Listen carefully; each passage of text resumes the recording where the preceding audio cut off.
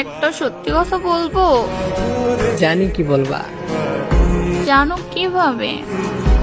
জেনেও কি লাভ? সবকিছু কি আর আগের মতো ঠিক করা সম্ভব?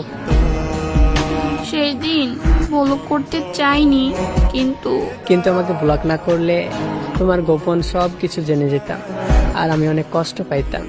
এটা ভেবেই তুমি আমাকে ব্লক করছিলা। আমি জানি আমি ক্ষমার যোগ্য না, তবুও কি ক্ষমা করা যায় না?